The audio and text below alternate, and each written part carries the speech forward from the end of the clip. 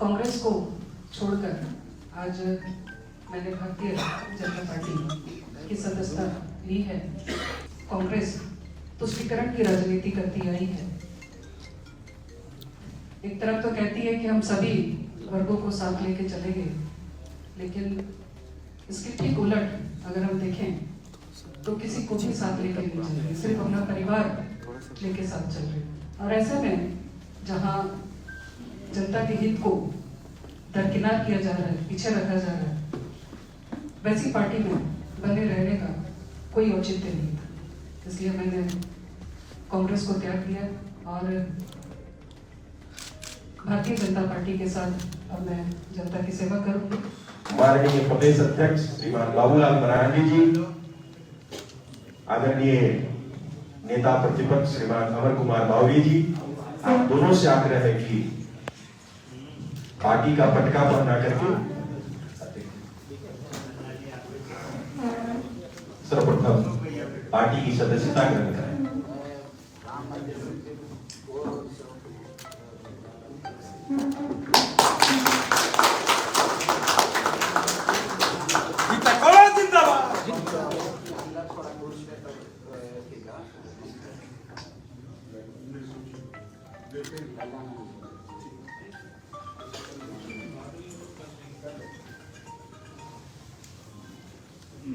आप सबको मालूम है कि सदन भी चल रहा है और हमारे नेतागण की भी व्यस्तता है। मैं इसी बीच सर्वप्रथम श्रीमती गीता कोड़ा जी से आग्रह करता हूं कि आज के संदर्भ में आप अपने तो सब हम सबके बीच यहीं से बोलिए। मैं थोड़ा आगे होके मैं बैठ जाइए, मैं आवाज आ जाएगा। अरे माइक पर तो बहुत कोई उधर है यार। सर्वप्रथम आज मैं आदरणीय हमारे प्रधानमंत्री मोदी जी का, आदरणीय अमित शाह जी का, आदरणीय अध्यक्ष जेपी नड्डा जी का, आदरणीय मुझे हमेशा इनका मार्गदर्शन मिलता रहा है बाबूलाल मरांडी जी का, अमर बावरी जी का, ढोलो मातो जी का, संदीप जी का, तमाम सभी का, पार्टी कार्यकर्ताओं का मैं धन्यवाद करती हूँ। और अपनी इस नई शुरुआत के लिए मैं आपका हृदय से आभार व्यक्त करती हूँ।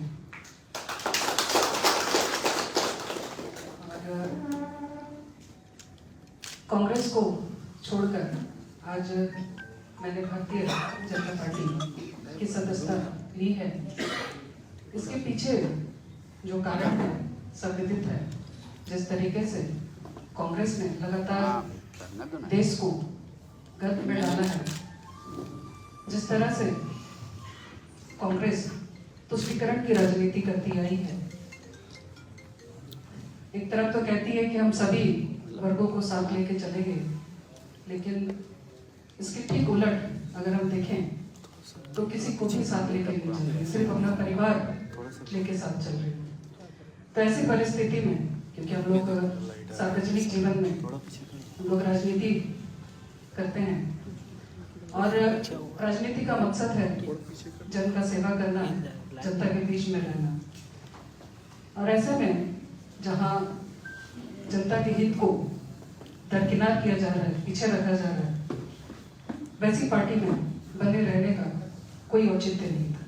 इसलिए मैंने कांग्रेस को त्याग दिया और भारतीय जनता पार्टी के साथ अब मैं जनता की सेवा करूंगी और मोदी जी के सपनों के भारत में जो भी मेरी भागीदारी होगी मैं उसे करूंगी।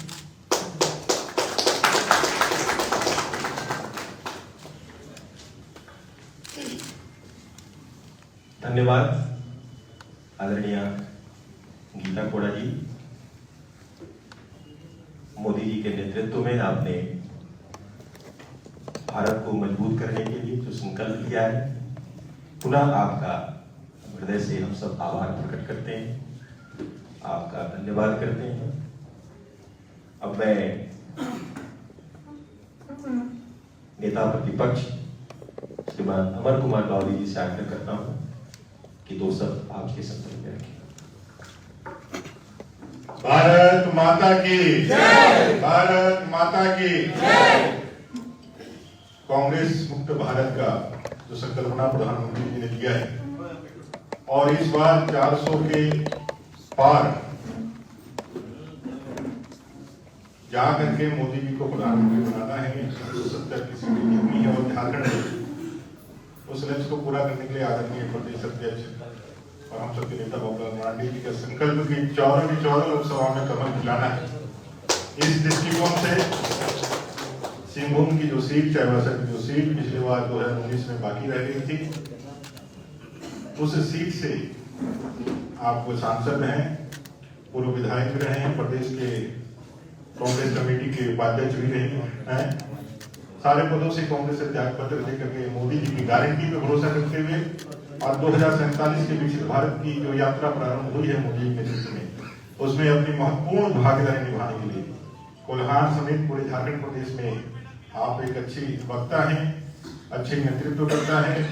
आपने विधानसभा में भी और लोकसभा में भी अपना प्रतिनिधित्व जनता के लिए रखा है।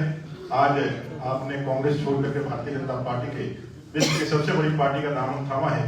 हम सब लोग भारतीय जनता पार्टी परिवार में आपका स्वागत करते हैं, अभिनंदन करते हैं। इस अवसर पर ज्वाइनिंग कमेटी के सदस्य अपने ढोलूदा और संदीप जी विशेष रूप से उपस्थित हैं। इस परिवार में और उस संकल्प में यहाँ देश को 2047 में विकसित भारत बनाना है, उसके एक ब्रांड एम्बेसडर के रूप में मोदी की गारंटी को आगे बढ़ाने के लिए गीता जी का पुनः एक बार अभिनंदन, स्वागत और हम सब लोग मिलकर के 14 की 14 कमल के खिला करके झारखंड से मोदी जी को सपोर्ट करेंगे, ऐसे विश्वास के साथ बहुत अभिनंदन, बहुत बधाई। सर एक बार माला करवा दीजिए। अब मैं माननीय प्रदेश अध्यक्ष जी से आग्रह करता हूं कि आप अपना आशीर्वचन सबको दें।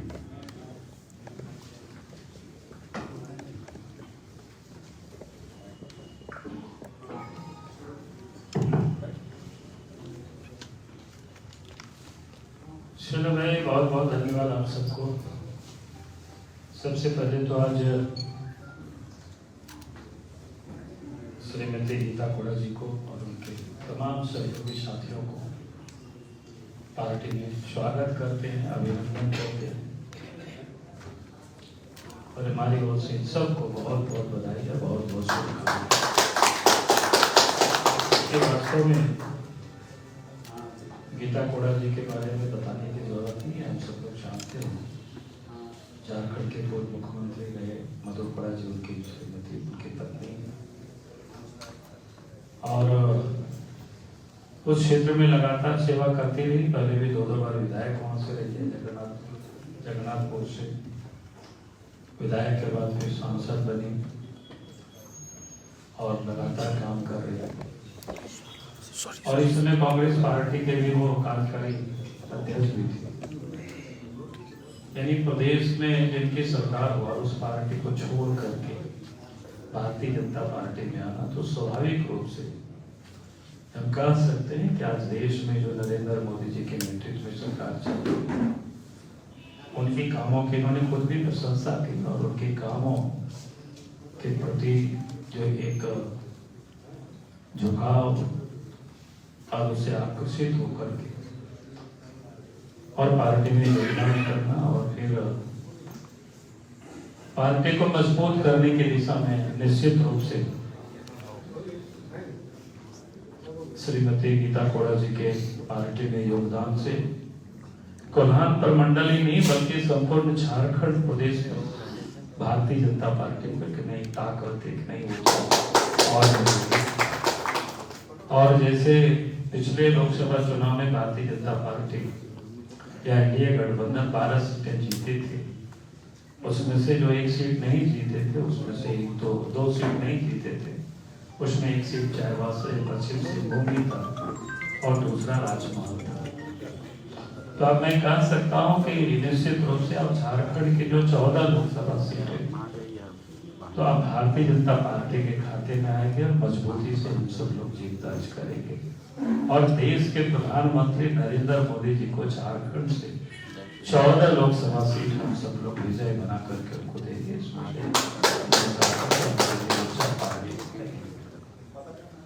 और हम ये कहते हैं कि झारखंड के उज्जवल भविष्य को क्या बोलते हैं उसको निखारने संवारने को लेकर के जो इन्होंने पूरे संकल्प के साथ पार्टी में आई है तो उन्होंने कहा कि उसका उनके मैं स्वागत करता हूं। क्योंकि कांग्रेस पार्टी का अतीत हम सब लोग जानते हैं कि मैंने कई दफा कांग्रेस पार्टी के बारे में लिखा तो मैं हर बार करते रहता हूँ और खास करके अगर झारखंड के संदर्भ में भी अगर आप कहें तो आज झारखंड राज्य बने 23 साल हो गया, लेकिन झारखंड राज्य के लिए यहाँ के लोगों ने वर्षों से लड़ाई लड़ी, लेकिन कांग्रेस पार्टी ने कभी भी झारखंडियों का भावनाओं का कभी उन्होंने सम्मान नहीं किया, बल्कि झारखंड आंदोलन के जितने भी नेता प्रणेता रहे, जयपाल सिंह से लेकर के शिव सोरेन तक, उन लोगों की हश्र क्या हुआ, कैसे उन्होंने करदा, ये हम सबको पता है। मैं उस बात को दोहराना नहीं चाहता हूँ, लेकिन यहाँ के जो करोड़ों जो झारखंडी है जो अलग राज्य की मांग करते थे उसका उन्होंने कभी सम्मान नहीं किया। तो अगर आज झारखंड राज्य भी बना तो केंद्र में एनडीए की सरकार बनी, बीजेपी के नेतृत्व में अटल बिहारी वाजपेयी जी के नेतृत्व में सरकार बनी, तो अलग झारखंड राज्य भी बना। तो हमने कहा कि कांग्रेस पार्टी का ये अतीत है, कभी भी वो सम्मान नहीं करते, सिर्फ वो आदिवासियों के नामों की वो रट लगाते हैं कि आदिवासियों के अपने को हितैषी की वो बड़ी बड़ी बातें करते हैं। तो इसलिए हमने कहा कि वो सिर्फ कहने के लिए है। और उसमें मैं कहूंगा कि चूंकि ये प्रसंग इस वक्त इसलिए जोड़ रहा है चूंकि गीता कोड़ा जी पार्टी ज्वाइन कर रहे हैं, आप सब लोग भी हो सके प्रश्न करें तो मुझे लगा कि मैं ही खुद करता हूँ आप सब लोगों के बीच। आप देखिए कांग्रेस का अतीत कैसे रहा कि मधुपुरा को मुख्यमंत्री तो बनाए, लेकिन उसके बाद उनका क्या हश्र किया वो किसी से छुपा हुआ नहीं। यानी अगर हम उसको कहें कि पूरी मधु पे लोगों ने खा के और कोड़ा खाने के लिए कोड़ा को छोड़ दिया, और इसलिए भी मैं इस बात को कह रहा हूँ क्यों भाई ऐसा किया इन लोगों ने। ये तो आज भी पूरे सब कुछ दस्तावेज है, मेरी जहां तक जानकारी है। जब झारखंड भवन से कई कागजात बरामद हुए थे वो भी आज मीडिया सीबीआई के पास पड़ा हुआ है। तो मैं तो कहूँगा कि सबको देखना चाहिए किन लोगों ने क्या क्या किया, कैसे किया, वो किसी से वो छुपा हुआ नहीं है वो सारी बातों को। और आज अगर आप देखते होंगे कि झारखंड में जो कि मधुपुरा जी हो समाज से आते थे, वो समाज आदिवासी में से बहुत सीमित क्षेत्रों में रहते हैं, वो चायबासा के क्षेत्रों में रहते हैं, देश के या प्रदेश के राजनीति के लिए बहुत रेलेवेंट नहीं रहते, इसलिए हमने देखा होगा कि उनको एक प्रकार से छोड़ दिया, ऐसा हम कह सकते हैं लवारिस की तरह। और आज वही कांग्रेस पार्टी आप सब लोग देख रहे होंगे, हेमंत सोरेन ने जो अपने कार्यकाल में क्या क्या लूटा वो किसी से छुपा हुआ नहीं है। लेकिन यहाँ से लेकर के दिल्ली तक कांग्रेस पार्टी के नेता और उनके जितने वकील हैं सब लोग लाइन से आज खड़ा हुआ है उसको बचाने के लिए,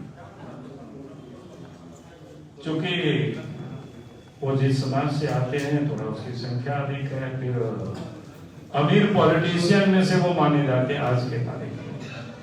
और मैं कहूंगा कि जमींदारी तो भले समाप्त हो गया होगा, लेकिन आज झारखंड में जितनी अधिक जायदाद हेमंत सोरेन परिवार के पास है, शिबू सोरेन परिवार के पास है, तो मैं दावे के साथ कह सकता हूं कि आज झारखंड में जितने भी लोग जमींदार रहे हैं उनके पास भी आज के तारीख में उतना जमीन नहीं है।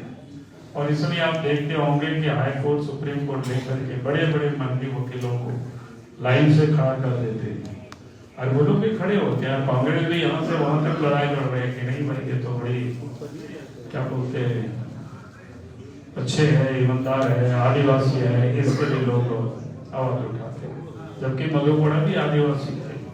लेकिन चूंकि वो गरीब थे, छोटे ग्रुप की समाज सेवा आते थे, तो इसलिए मुझे लगा कि आज के तारीख में आपके समझ की बात मैं जरूर करूँ, ताकि आप यदि कोई प्रश्न करें तो मैंने ही आपको अपनी ओर से बातों को कहा है। और मैं फिर से आज विशेष सूचना करते हुए, क्योंकि आज तो इनके ज्वाइनिंग का कार्यक्रम था, गीता कोड़ा जी का, हम सब लोगों ने कहा था कि भाई आप यहाँ ज्वाइन कर लीजिए, उसके बाद फिर पश्चिम सिंहभूम में हम लोग आएंगे और फिर वहाँ बड़ा कार्यक्रम होगा, वहाँ से आप जाकर के क्षेत्र में ये काम करेंगे। और इसलिए हमारी ओर से इतना ही आज करना विशेष घोषणा करते हुए मैं अपनी बातों को समाप्त करता हूँ। बहुत बहुत धन्यवाद।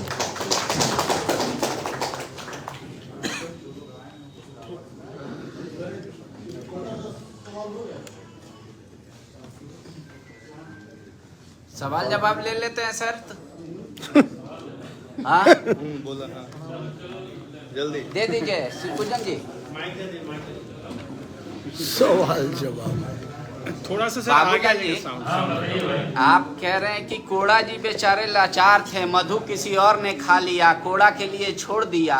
तो राजनीति में इतना नासमझ आदमी की क्या जरूरत है भाजपा को? विश्व की सबसे बड़ी पार्टी। को भी कोई समझदार आदमी को भी लोग फंसा लेता है ना, कभी कभी ऐसा होता है। आप लगता है कि मैंने सबको अपने जैसा मत समझिए या फिर तो क्या ये माना जाए कि 29 तारीख को जो लिस्ट जारी हो रही पहली सूची, उसमें गीता कोड़ा का नाम होगा? वो काम नहीं, वो केंद्र का काम है। सर मधु कोड़ा की बिहार वापसी करेंगे क्या? नहीं। अरे मैं दोनों जब घर में रहते हैं और मैं व्यक्तिगत रूप से नहीं कहूँगा कि मधु कोड़ा जहाँ कहीं भी रहेंगे, लेकिन साथ ही रहेंगे, जिम्मेदारी के साथ करेंगे। आज चूंकि मधु कोड़ा जी के साथ हमारा संबंध है, जिसको कह सकते हैं कि उस समय से मुख्यमंत्री और मंत्री का ही संबंध नहीं रहा, बल्कि जंगलों में उन लोगों के साथ हमें वो लोग घुमाया करते थे, जहाँ पर चाईबासा के क्षेत्रों में सड़कें भी नहीं थे, हम लोगों के कोई MP भी नहीं हुआ करते थे, MLA भी नहीं हुआ करते थे। एक बार आदेश सुनवाई हुए थे, उनकी हत्या हो गई थी। उसके बाद एक प्रकार से भयकंप हो गया वो पूरा के पूरा इलाका। तो उस समय हम जब चाईबासा गए थे, कई दिनों तक रुक करके लोगों को वहां से घर से निकाल करके, और मैं कई दिनों तक रह करके उसे दिखाते थे।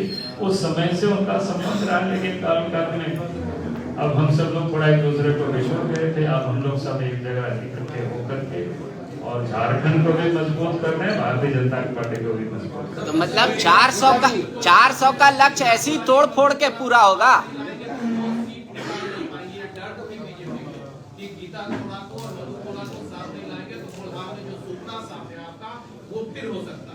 मैं इस रूप में इसको नहीं करता हूँ। मैंने कहा कि इन लोगों से तो संबंध शुरू से ही रहा था, शुरू से प्रयास था। और हम जब आए पार्टी में तो समय से हमने कोशिश की कि भाई जितने लोग से गुजरे हुए उनको भी वापस आना चाहिए, और साथ हम सब लोग मिल करके काम करेंगे, और मिल के काम करेंगे तो निश्चित रूप से बेहतर हम लोग कर पाएंगे।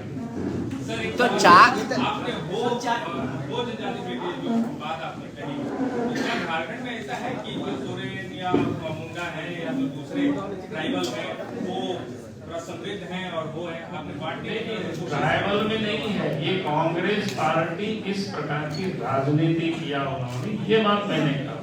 मैंने ये नहीं कहा कि ट्राइबल में इस प्रकार की स्थिति, हमने कहा कि कांग्रेस पार्टी ने आपने देखा कि जिनको मुख्यमंत्री और उनके साथ जितना भी जो काम कराया, हमने कहा कि उस समय क्या अखबार पढ़ लीजिए, उसमें आपको मिलेगा।